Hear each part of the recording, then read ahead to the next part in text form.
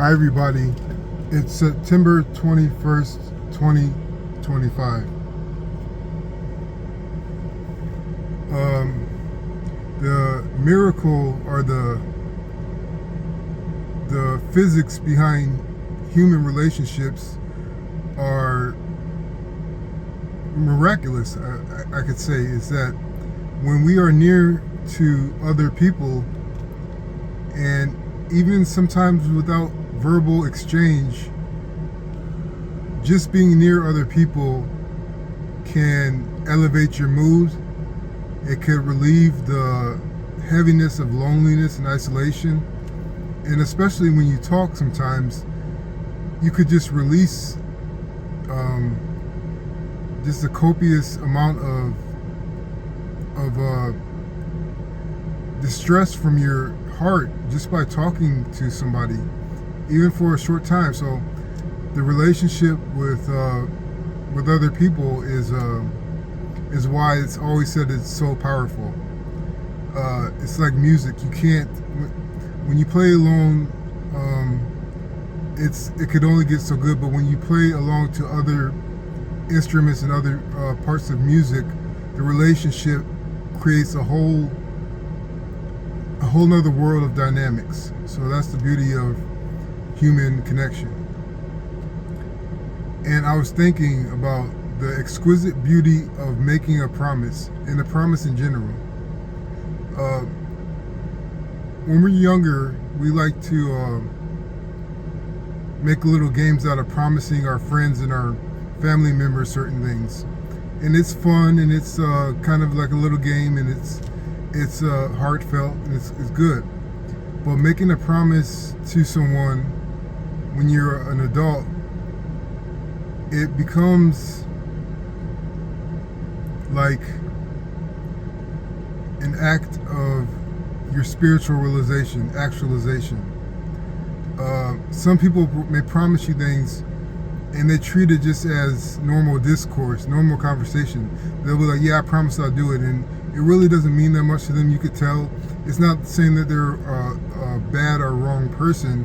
It's just that for some people, communication is more fluid and it's more lighthearted and, inconsequential to that person because they're so overly sociable and confident. But to certain people, when promises are made to them and when they make promises, the ones that nurture that promise, the ones that cultivate that promise, experience the depth of life in a different way. And so when you'll come to find that you may have a good heart, but when you have made a promise and you realize the gravity of what you have agreed to do and what you have guaranteed for this other person, you may start to back away, and you may start to see yourself in a different light because you're backing away after you know you've made this promise and you know you're an honest and well-meaning person. And so for those of us that uphold this promise, no matter at what cost to ourselves, we become closer to God in a certain unspoken way. When you fulfill a promise through many hardships or however many you come across, and you deliver it back to that person, you start to understand hopefully what your parents meant when they say they love you. You start to understand what your ex-lover meant when he or she said they love you.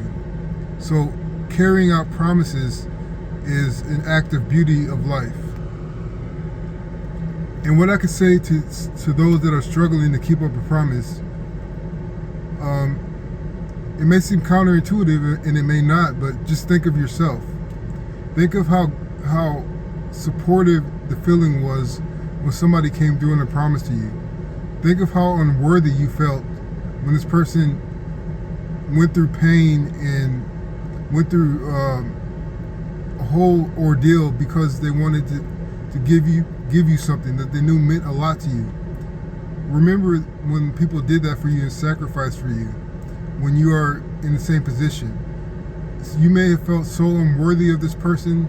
You may have felt embarrassed when they gave you exactly what you asked for. But once you give that to another person, you understand that there's nothing to feel embarrassed for. It's because you have a love of life, because you have a love for that person, or you have a love of duty. You know that they don't have anything to be embarrassed about because you were glad to do it.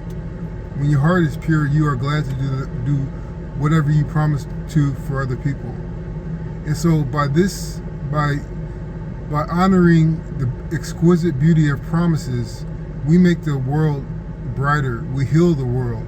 And when we heal the world, it comes back and rains down upon us, and it brings fruit where before there was arid deserts and suffering. And I truly believe this. So I hope this helps. Thanks.